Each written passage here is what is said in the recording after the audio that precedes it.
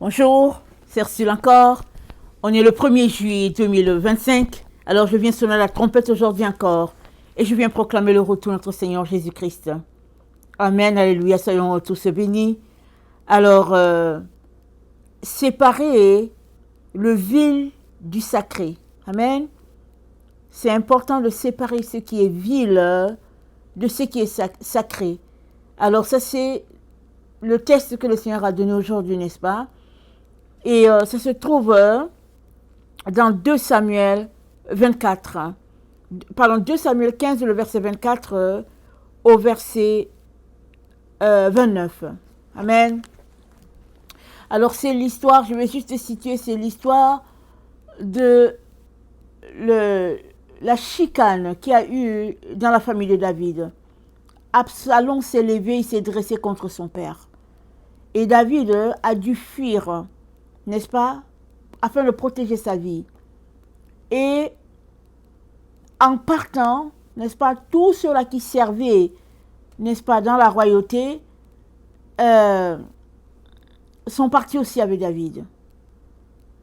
Et même le prêtre Zadok et puis les Lévites aussi sont partis avec David.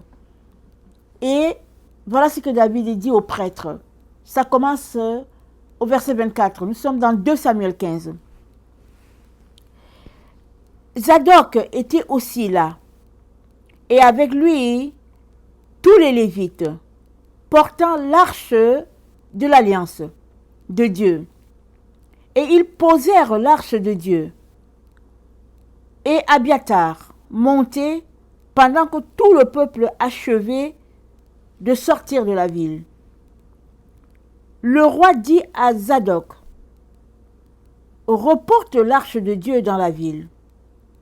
Si je trouve grâce aux yeux de l'Éternel, il me ramènera.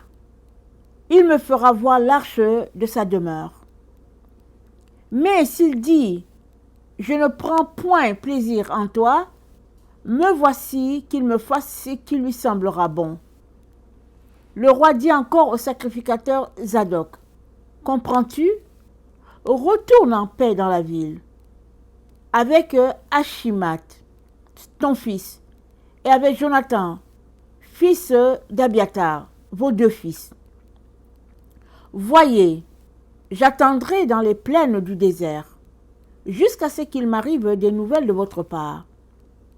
Ainsi, Zadok, Abiathar, retournèrent l'arche de Dieu à Jérusalem, et ils y restèrent. Amen. Donc, David est délogé par son fils Absalom. David part avec toute son équipe, n'est-ce pas, ceux-là qui le servaient, ceux-là qui étaient ses hommes de confiance. Et le prêtre aussi partait aussi avec l'arche et avec les Lévites. Tout le staff était en train de suivre David. Alors que David était chassé de la royauté par son fils Absalom. Mais ils n'étaient pas d'accord avec Absalom, donc ils restaient fidèles à David et ils étaient en train de partir, emportant même l'arche de l'alliance. Et c'est là qu'on voit, n'est-ce pas, le cœur d'un homme de Dieu. David avait le cœur pour Dieu. David dit au prêtre Zadok, il dit, il faut retourner l'arche, n'est-ce pas, dans la ville. Il ne faudrait pas que l'arche me suive, moi, David. Mais l'arche doit retourner, n'est-ce pas, à l'endroit qui lui est assigné. Alors il dit, si Dieu, n'est-ce pas, si je trouve grâce aux yeux de Dieu avec cette situation-là qui se passe, n'est-ce pas, avec Absalom mon fils, alors Dieu me ramènera. Je pourrai encore voir l'arche, n'est-ce pas, de l'alliance. Mais sinon, l'arche, n'est-ce pas, doit retourner à l'endroit. Voyez comment David aimait Dieu. Il ne s'agissait pas de lui, David. Il ne s'agissait pas, n'est-ce pas, de comment il était traité en ce moment précis. C'était pas ça. Ce qui était important, c'est que le sacré soit à sa place et le vil aussi à sa place.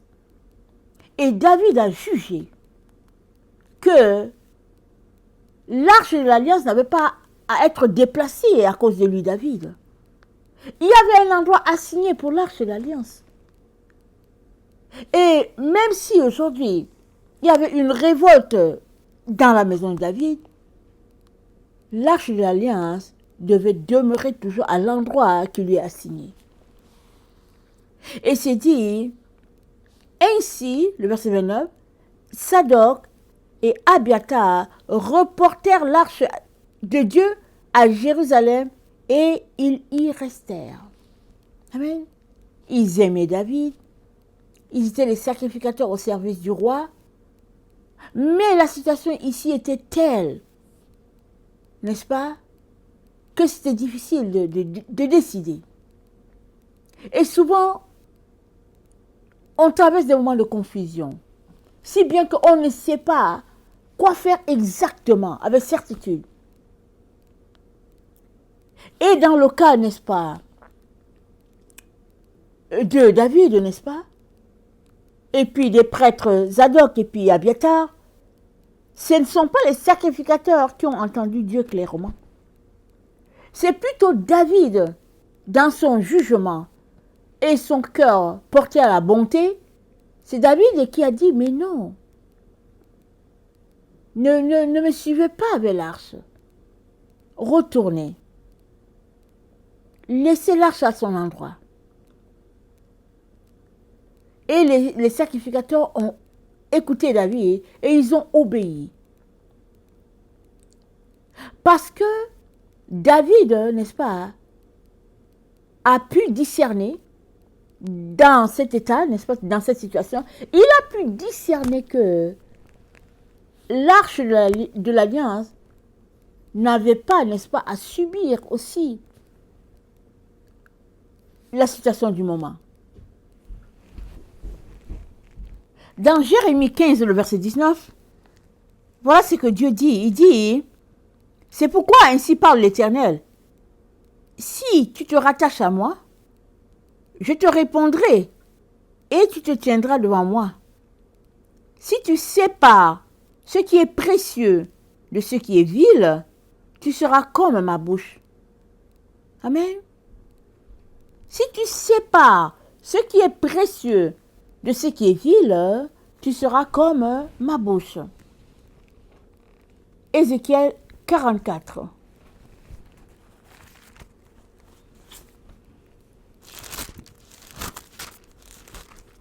Ézéchiel 44.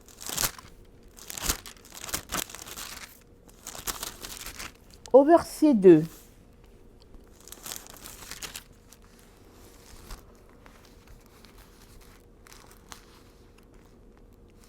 Et l'Éternel me dit, cette porte sera fermée. Elle ne s'ouvrira point et personne n'y passera, car l'Éternel, le Dieu d'Israël, est entré par là, elle restera fermée. Pour ce qui concerne le prince pourra s'y asseoir pour manger le pain devant l'Éternel. Il entrera par le chemin du vestibule de la porte et il sortira par le même chemin.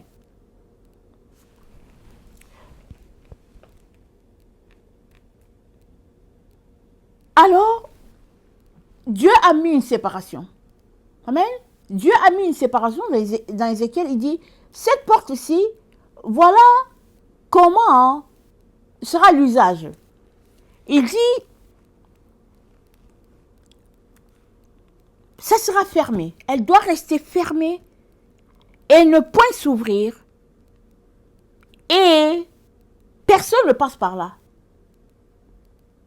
Parce que l'Éternel, le Dieu d'Israël, est entré par là et elle doit rester fermée.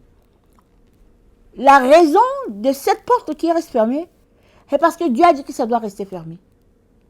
Et puis, l'Éternel est passé par là. Et la consigne, c'est que ça reste fermé. Donc, si tu considères la sainteté de Dieu et sa puissance, n'est-ce pas? Et le fait que Dieu, n'est-ce pas, a sanctifié cet endroit, Dieu a donné une parole sur cet endroit. Alors si tu es en charge de cet endroit, tu vas respecter ce que Dieu a dit.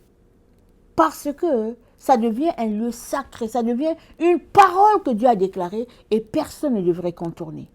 Amen. C'est pareil dans notre attitude envers Dieu et envers les hommes. Il est temps, n'est-ce pas, que nous puissions nous sanctifier totalement et séparer ce qui est vil de ce que Dieu considère comme précieux. Ici, dans la situation de David,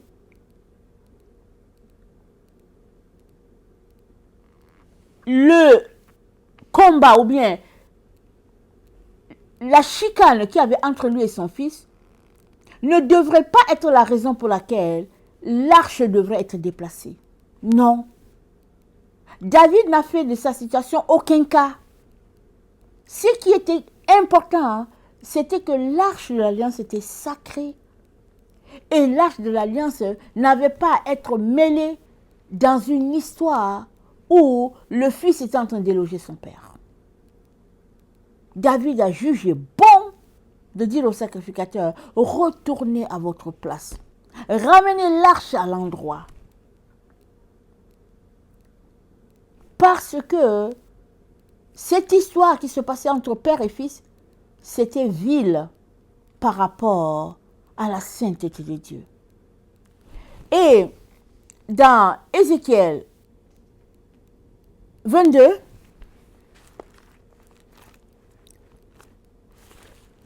Ézéchiel 22,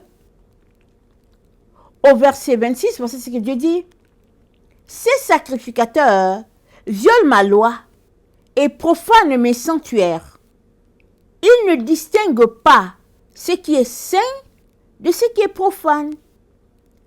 Ils ne font pas connaître la différence entre ce qui est impur et ce qui est pur. Ils détournent les yeux de mes sabbats et je suis profané au milieu d'eux. Donc, Dieu dit, il parle de ces sacrificateurs. Il dit, les sacrificateurs, ils ne font pas la différence entre ce qui est pur et ce qui est impur. Ils ne font pas la différence entre ce qui est sacré et ce qui n'est pas sacré, ce qui est vil. Et ça, cela, n'est-ce pas, peine notre Père. Aujourd'hui, n'est-ce pas, encore, c'est une situation qui existe, n'est-ce pas, à longueur de journée. Et il se pourrait que nous-mêmes, nous nous comportions comme ça envers notre Dieu. Parce qu'aujourd'hui,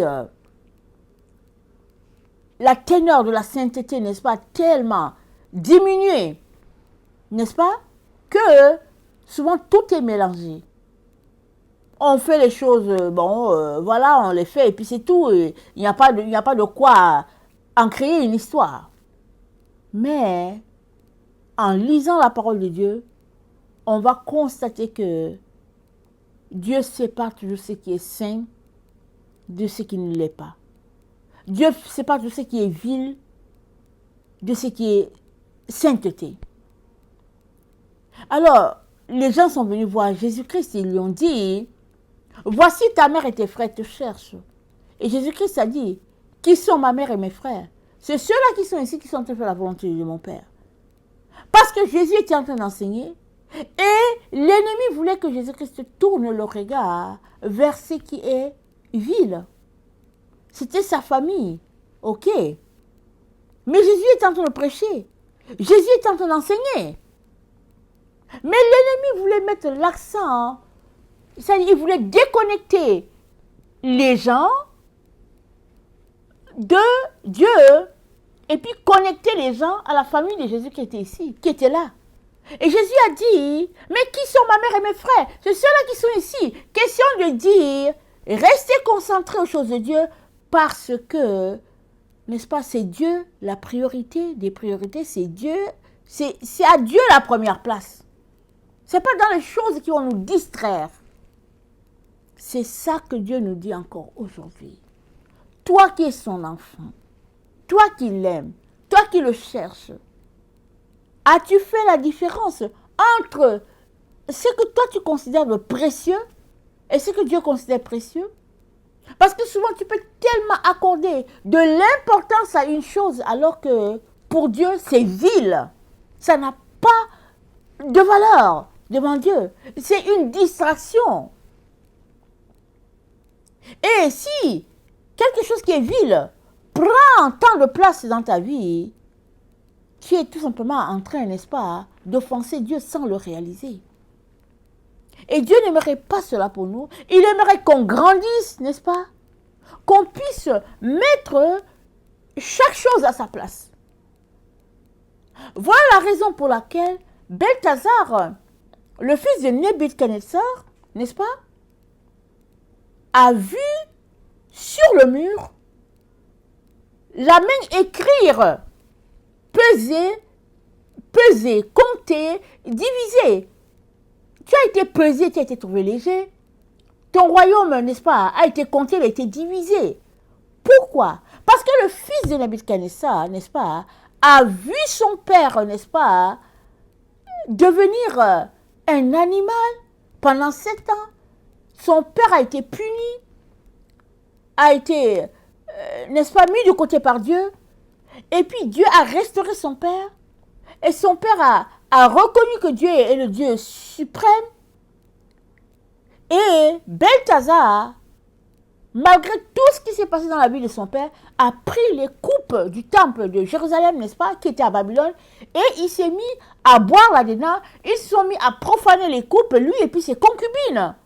Il s'est comporté comme si Dieu n'avait jamais, n'est-ce pas, fait éruption dans leur vie en corrigeant Nebuchadnezzar et son comportement. Alors, Dieu a apporté, n'est-ce pas, la conséquence à Belthazar sans tarder. Et Belthazar, pendant qu'il buvait dans ses coupes-là, il a vu la main, une main écrite sur le mur. Parce que Belthazar a pris ce qui est vil, n'est-ce pas, et il a mélangé ça avec la sainteté de Dieu. Et Dieu a frappé. Sur le coup, pesé, compté, divisé, voilà ton royaume. Et la nuit même, Belthazar a été tué. Parce que il a été attaqué, je ne sais plus si c'était par, je ne sais plus, est-ce que c'est Darius qui avait pris la place, qui l'avait tué puis qui avait pris la place, je ne me rappelle plus. Tout ça pour dire que Dieu fonctionne de la même manière aujourd'hui encore. Il a dit, Père, je les ai sanctifiés par ma parole. Il dit, sanctifie-les, pardon. Il a dit, Père, sanctifie-les par ta parole. Ta parole, c'est la vérité. Moi-même, je me sanctifie pour eux. La parole de Dieu, c'est la vérité. Alors que tu la lis et que tu la mets en pratique, ça va t'aider à te mettre à part. Ça va t'aider à séparer ce qui n'a pas de valeur de ce que Dieu considère. Et Dieu aimerait, n'est-ce pas, que nous puissions séparer le saint du vil. Il aimerait qu'on ne puisse pas les mélanger, qu'on puisse faire une distinction claire et nette entre ce qui est de la gloire de Dieu et puis ce qui est plutôt de ternir les choses de Dieu.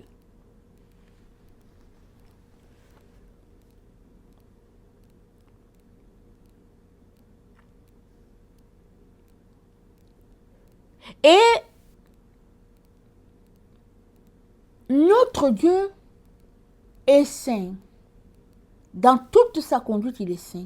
Dans tout ce qu'il est, il est saint, il est pur. Et en tant que son enfant, n'est-ce pas, ce serait bien que tu apprennes à faire la différence entre le vil du sacré. Ce serait bien que tu apprennes à mettre de côté ce qui est saint et ce qui ne l'est pas. Ce serait important que tu fasses la place à Dieu et que tu sépares n'est-ce pas, toutes ces choses-là qui mettent une distance entre toi et Dieu, ce serait bien que tu les enlèves. Parce que c'est cela, la sainteté de Dieu. Et plus on se rapproche de Dieu, n'est-ce pas, plus on se sanctifie, parce que sa présence s'imprègne en nous. Et on reçoit, n'est-ce pas, de ses attributs, et on finit par lui ressembler. Alors, Dieu n'est pas en train de faire la gendarmerie derrière nous pour dire, ok, qu'est-ce que est-ce que tu es en train de faire le nettoyage du sein et puis du pollué? Est-ce que tu marches selon les règles de Dieu? Dieu n'est pas en train de faire le gendarme derrière nous.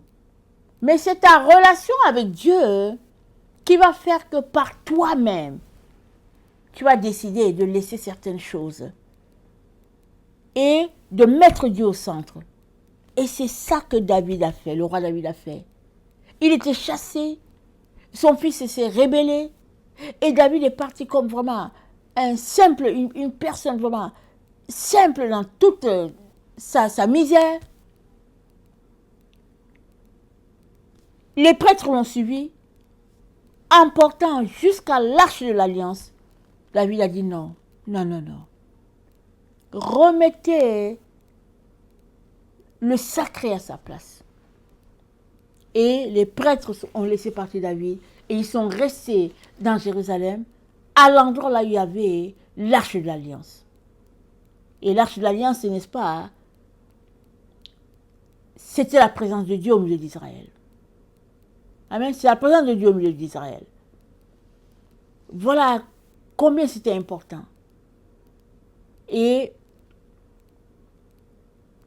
plus tard, n'est-ce pas, quand David est revenu à la royauté, l'arche était là, à l'endroit. Alors, le Seigneur a donné ce texte-là pour qu'on puisse mettre la priorité au bon endroit. Qu'on puisse laisser tout ce qui est vil et qu'on puisse s'attacher à lui et à lui seul. Parce que là où, n'est-ce pas, Dieu demeure, se trouve la liberté, se trouve la délivrance. Et c'est la seule chose qu'il y a à faire, n'est-ce pas?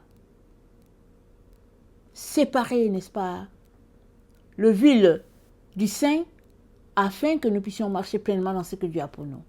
Amen, que le Seigneur bénisse sa parole. Amen et alléluia. Amen.